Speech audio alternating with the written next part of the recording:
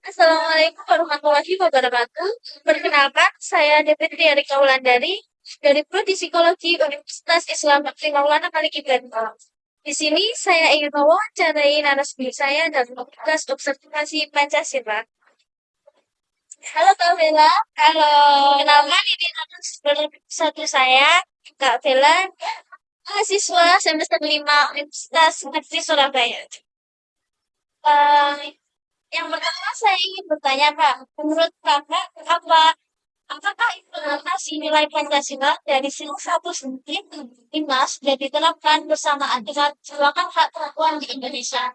Oke, terkait hal tersebut, terkait nilai Pancasila jika kita sambungkan dengan kesetaraan gender di Indonesia, sebenarnya ya tentu saja sudah berjalan dengan baik. Karena apa? Ini kita lihat dari gerakan-gerakan pemberdayaan wanita ya. Banyak banget kan gerakan-gerakan orang yang mana kalau tidak ya disesuaikan dengan nilai moral dari masyarakat, nilai moral masyarakat itu datangnya dari Pancasila. Sehingga secara tidak langsung sila 1 sampai sila kelima itu telah diimplementasikan pada pemberdayaan wanita, gitu. Gerakan pemberdayaan wanita itu secara tidak langsung. Maka dari itu, dari wanita-wanita, dari kita-kita sendiri dalam melakukan pemberdayaan wanita, itu juga melihat betulnya ya, gimana sikap di masyarakat, gimana sosialnya masyarakat, bukan. Nah, apakah gerakan kita itu dapat memantik pertentangan di masyarakat? Nah, kalau misalnya memang bisa, kita kan otomatis bakal menghindari gitu. Nah, kalau misalnya gerakan-gerakan kita ternyata itu tidak memantik sama masyarakat gitu kan. Terus kita bakal melakukan gerakan secara gender itu gitu untuk pemberdayaan wanita. Maka dari itu, secara tidak langsung kalau kita melakukan sebuah gerakan-gerakan menyetarakan hak-hak perempuan, kemudian kejayaan perempuan atau empowerment gitu kan, itu kita lihat dari moral masyarakat secara tidak langsung. Dan moral masyarakat itu juga datang dari sila 1 sampai 5 dari Pancasila itu sendiri. Fokus pada sila kedua, kemanusiaan yang adil dan beradab, pada Anda investasi Pancasila. Sila kedua sudah mulai mengalami peningkatan perkembangan sistem sesuai dengan penerapannya pada pihak itu. Boleh dijelaskan apa saja hal positif yang mulai berkembang? Kemanusiaan yang adil dan beradab ya. Tentu saja jawabannya sudah. Karena kalau misalnya kita lihat pada saat ini kita komparasikan dengan zaman dulu ya. Wanita zaman sekarang dengan zaman ini. Nah, itu sangat berbeda nih. Karena pada zaman sekarang wanita itu bebas tak berekspresi, hari itu bebas dapat dan bebas mencapai karir yang juga kebebasan gitu. Secara tidak langsung, implementasi dari kemanusiaan yang adil dan setara gitu. Yang adil itu ada gitu dan ada gitu loh. Nah, kalau misalnya kita lihat juga manusia wanita-wanita pada saat ini kan dikategorikan sebagai change maker atau pembawa perubahan ya kan, dan dikategorikan sebagai aktivis muda gitu kan. Nah, ucapan dan juga terminologi yang seperti ini tuh datang dari adanya kesetaraan gender. Nah, kesetaraan gender ini ada karena ya baik dari masyarakat sendiri sudah melek matanya bahwasanya perempuan itu pada saat ini ya memang sudah penting gitu, dan perempuan pada saat ini dia harus berakses belajar bahwa perubahan dan memiliki hak sama pria dan wanita.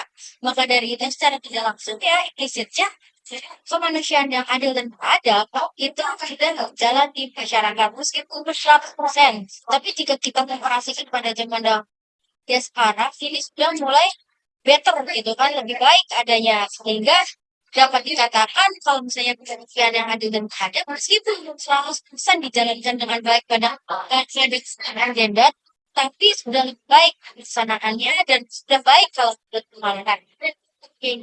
Sebagai perempuan dan mahasiswa apa respon Anda terhadap hal ini? Sebagai sebagai mahasiswa dan perempuan Indonesia melalui studi kasus studi kasus dan ada perempuan yang seperti kan akhir-akhir ini akan seperti ya sedih banget ya kalau misalnya kita lihat studi kasus pada zaman-zaman sekarang, apalagi akhir-akhir ini ya. Aku baca berita tuh banyak banget ada juga perempuan pada perempuan, kasus kekerasan seksual, kasus KDRT, ya banyak kasus-kasus yang menimpa kepada perempuan gitu. Nah, kalau misalnya kita lihat itu kan dengan adanya kasus ini, waktu itu sangat menyedihkan buat aku ya karena semakin takutnya aku makin takut kalau ya, kalau misalnya ngelakuin sesuatu sendirian dan itu dalam keadaan yang memang ya aku sendiri terus itu banyak ganggu misalnya kayak gitu ya aku aja gitu kan jadi trust isu kayak gitu dibilang sedih sedih tapi itu aku meyakinkan diri sendiri bahwasanya meskipun pada masyarakat itu banyak banget kasus kayak gitu. Itu kalau misalnya dari kita sendiri sebenarnya bisa diubah. Caranya apa? Kita kan kontribusi-kontribusi. Nah, banyak banget kontribusi yang bisa kita lakuin. Salah satunya melalui edukasi dan juga melalui peringatan kayak gitu kampanye kayak gitu. Nah, ini kan juga kesempatan dengan 16 hari termasuk ada perempuan kan. Nah, maka dari itu melalui hari-hari yang seperti ini bisa kita peringatkan, bisa kita kampanyekan, kemudian kita bisa memperingati dengan cara apapun itu untuk memperlihatkan, untuk menekan angka tersebut, angka kekerasan seksual dan juga membuka mata masyarakat. Yang paling penting, gimana kontribusi kita, ya caranya bisa membuka mata masyarakat gitu. Biar masyarakat itu paham kalau misalnya apa yang dilakukan kayak misalnya seperti kreatif, kayak gitu itu tidak baik, dan juga merendahkan perempuan itu juga tidak baik gitu. Ya, itu selanjutnya apakah Indonesia sudah bekerja sesuai dengan nilai Pancasila terkait dengan kekuatan Indonesia? Ini kita terkait ini dihubungkan dengan hak perempuan di Indonesia ya. Nah, kalau misalnya hal tersebut, kalau misalnya kita ingin terkait hukum dan juga Pancasila ini tentu aja ya kita kalau misalnya dari itu kan kita nyangkutin pada dasar psikologi, filosofi, yuridis, dan itu ujung-ujungnya ya udah di Pancasila juga. Jadi kalau misalnya implementasinya dengan baik, ya memang karena hukum itu dasarannya itu ada di Pancasila gitu loh, sebagai landasan dan juga sebagai ideologi kita. Dan juga kalau kita sambungkan dengan hak perempuan, ya balik lagi jawabannya memang karena kita itu dari awal kalau mengenai hukum, bicara dengan hukum, itu kan dasarnya Pancasila, ya kan? Ya jawabannya ya tentu saja sudah ya. Cara teori loh ya tadi, cara teori. Terakhir, menurut Anda, apakah masalah terbesar itu apa masalah terbesar yang perlu dihadapi dan kendala dalam pelaksanaan nilai Pancasila terhadap hak warga Indonesia? Sebenarnya banyak ya, itu banyak faktor. Ada ya, banyak faktornya. Tapi salah satu faktornya itu patriarki yang sempat. Karena patriarki itu kan menjadi stereotip yang dari dulu dan jadi gitu loh.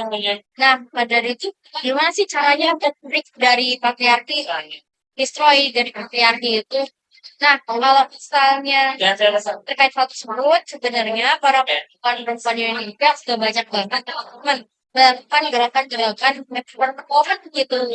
Nah, itu fungsinya ya untuk destroyer, untuk menghancurkan pemikiran-pemikiran patriarki, kemudian membuka macam masyarakat seperti itu. Nah, kalau misalnya semua itu sudah dilakukan, pemberdayaan kita itu udah oke, tapi kita udah memelaikan mata masyarakat, nanti aku yakin banget saya pemikiran-pemikiran terkait patriarki dan juga peradaban perempuan dan juga menganggap bahwa perempuan itu hanyalah baru semata itu bakal hilang gitu. Tapi aku yakin kayak gitu nggak secara instan. Harus step by step kayak gitu kan, harus langkah demi langkah. Tapi kalau misalnya kita lihat kan memang pada saat ini ya perempuan itu semakin baik sih ya, semakin baik kebebasannya, kemudian juga untuk meniti karir dan juga pendidikannya gitu semakin baik semuanya. Jadi aku yakin langkah demi langkah ya meskipun itu bukan waktu tapi at least suatu saat nanti akan lebih baik gitu loh. Kalau wajib bagi kita untuk berangkatnya kehidupan yang sama dengan laki. Oke Kak, terima kasih atas jawabannya. Oke. Assalamualaikum warahmatullahi wabarakatuh. Bersama saya, Devitria Rika Wulandari, mahasiswa semester 1 Prodi Psikologi, Fakultas Psikologi, Universitas Islam Negeri Malang. Di sini saya bersama narasumber saya, beliau adalah Kak Chandra Inurofik. Beliau adalah lulusan dari Prodi Pendidikan Matematika di Universitas Negeri Surabaya. Halo Kak Chandra. Halo. Baik Kak, kali ini saya ingin bertanya pendapat Kakak mengenai beberapa hal yang berhubungan dengan implementasi nilai Pancasila, khususnya yang berkaitan dengan perempuan dan pendidikan. Bisa dimulai, Kak? Boleh. Pertanyaan yang pertama, menurut narasumber, apakah implementasi nilai Pancasila dari sila 1 sampai 5 sudah diterapkan bersamaan dengan perjuangan hak perempuan di Indonesia? Menurut saya tentang implementasi nilai Pancasila ya, dari sila ke-1 sampai sila ke-5, apakah sudah diimplementasikan atau tidak, itu nilainya masing-masing, tapi menurut saya tentang usaha dalam mencapai nilai Pancasila tersebut sudah dilakukan, apalagi kalau kita bicara masalah perjuangan hak perempuan di Indonesia. Bagaimana bentuk usahanya ya? Kita juga udah tahu bahwa Indonesia juga udah ada Komnas Perempuan sebagai salah satu lembaga nasional tentang hak asasi manusia. Nah, itu juga udah bisa jadi salah satu bukti bahwa Indonesia berusaha mengimplementasikan nilai Pancasila bersamaan dengan perjuangan hak perempuan. Ya. Lanjut ke pertanyaan kedua, berfokus pada sila 1, ketuhanan yang Maha Esa. Apakah ada keterikatan secara khusus perihal pembagian peran, kewajiban, dan larangan perempuan terhadap nilai Pancasila sila pertama? Pada sila 1. Iya. Ini berdasarkan pendapat saja. Kalau dibilang mengenai sila 1, mengenai ketuhanan, kan ada banyak tafsir mengenai sila pertama di Pancasila ini. Iya. Tapi intinya tidak berkaitan secara langsung. Sila pertama ini tidak berkaitan secara langsung. Sila pertama ini tentang peran perempuan, kewajiban perempuan ataupun larangan. Tapi benar, sila 1 ini dalam pengertiannya banyak. Mungkin yang paling umum, sila 1 ini jadi hak setiap warga negara untuk memiliki kepercayaan. Di utamanya di sila pertama ini di Pancasila ya. Ataupun nanti apakah terkait pembagian peran perempuan, kewajiban perempuan atau larangan pada perempuan, itu tidak langsung secara khusus difokuskan di sila pertama. Oke. Lalu selanjutnya, sebagai seorang laki-laki dengan sudut pandang pada bagian berbeda dari sisi perempuan, perihal problematika perempuan di Indonesia, apakah menurut Anda implementasi Pancasila sila kedua sudah mulai mengalami peningkatan perkembangan positif sesuai dengan penerapannya kepada perempuan? Boleh dijelaskan apa saja hal positif yang mulai berkembang tersebut? Kalau menurut saya sudah ada peningkatan perkembangan positif ya, mengenai keberadaan laki-laki dengan perempuan. Saya cukup kurang tahu mengenai yang awal-awal ya. Tapi saya yakin dengan adanya Pancasila, mulai terbentuknya Indonesia, terus munculnya Pancasila, hak-hak perempuan mulai diadakan di Indonesia, mulai diperlihatkan. Sudah dengan zaman dulu mungkin yang bahkan sampai sekolah perempuan dibatasi, dan sekarang pun bahkan sampai sekarang banyak posisi-posisi penting di pemerintahan yang diduduki oleh perempuan, menteri-menteri, ketua DPR, dan lain-lain. Itu jadi bukti bahwa perempuan mendapatkan keadilan sesuai implementasi Pancasila secara keseluruhan. Oke. Lalu kemudian sebagai laki-laki dan tenaga pendidik melalui studi kasus kekerasan terhadap perempuan di Indonesia yang semakin meningkat, apa respon Anda terhadap hal ini? Bermat mendengar bahwa Studi kasus kekerasan, ya. Kan kekerasan terhadap perempuan di Indonesia semakin meningkat akhir-akhir ini.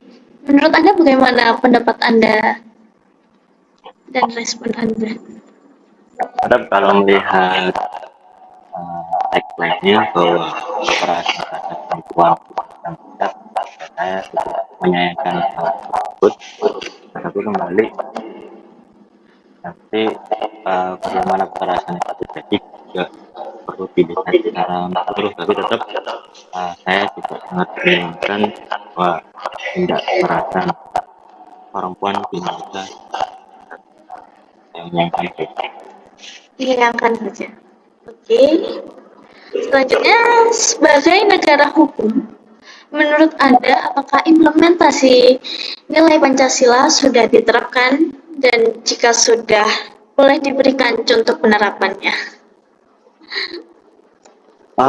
Nilai implementasi Pancasila apakah Iya. sudah diterapkan? Kembali seperti jawaban mungkin pertanyaan di pertama, apakah sudah diterapkan? Mungkin itu masing-masing mendapat. Saya belum bisa mengatakan bahwa itu sudah terimplementasi, tapi saya cukup yakin untuk mengatakan bahwa Indonesia sudah berusaha. Saya sudah berusaha agar nilai dari Pancasila itu bisa diimplementasikan. Untuk usahanya apa? Ya, seperti di sila pertama, Tuhan yang Maha Esa, kita sudah memberi hak bagi setiap warga negaranya agar bisa menjalankan kepercayaannya mengenai ketuhanan kita.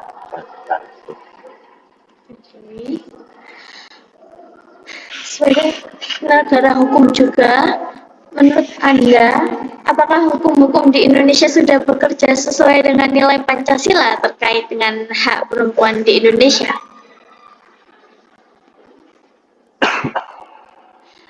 Apakah menurut saya Sudah bekerja. sudah bahwa hukum-hukum di Indonesia tahu saya tidak membedakan antara perempuan maupun laki-laki dalam masalah hukum. Tidak ada perbedaan, bahkan dilebihkan.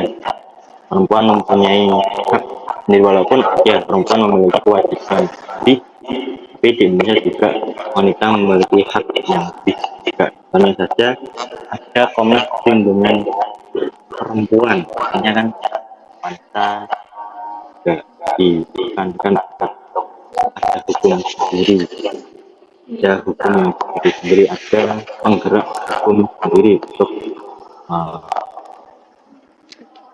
mencoba menjunjung tinggi nilai Pancasila tersebut dengan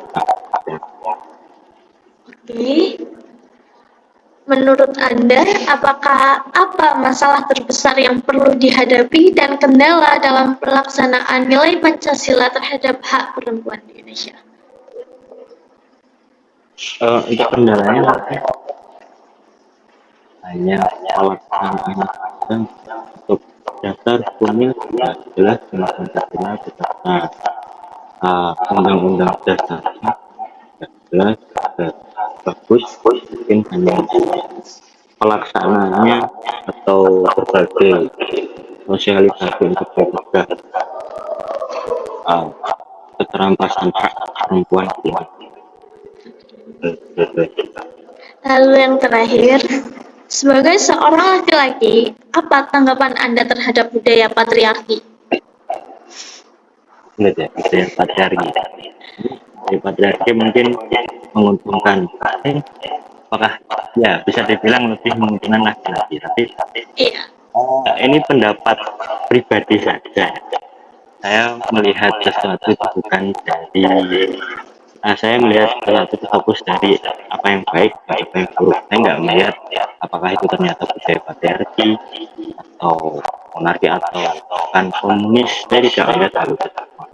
Saya melihat kalaupun itu ada kebaikan di sana, ya saya dukung ya. Toh juga kalau ada kejelekan di sana, keburukan di sana, saya tidak akan dukung. Walaupun itu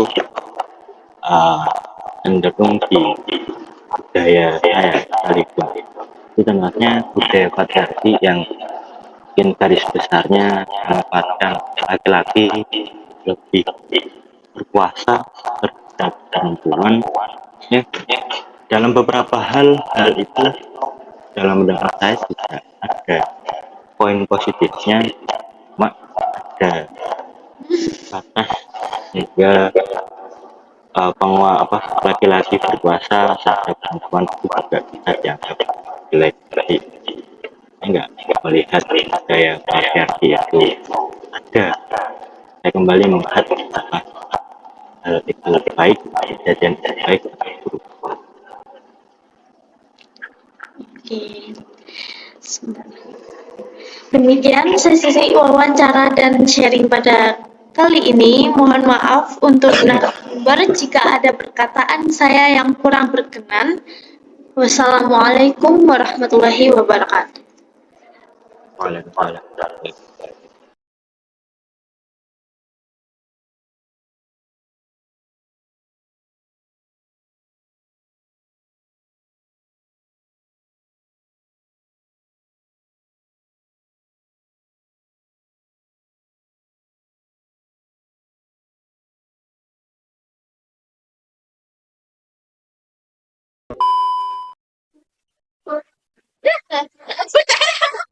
Oh, dia. Assalamualaikum warahmatullahi wabarakatuh. Waalaikumsalam. Makasih, Kak. Ya Tahap satu teh. Udah nanti tahu Pak. Nanti. Bye bye.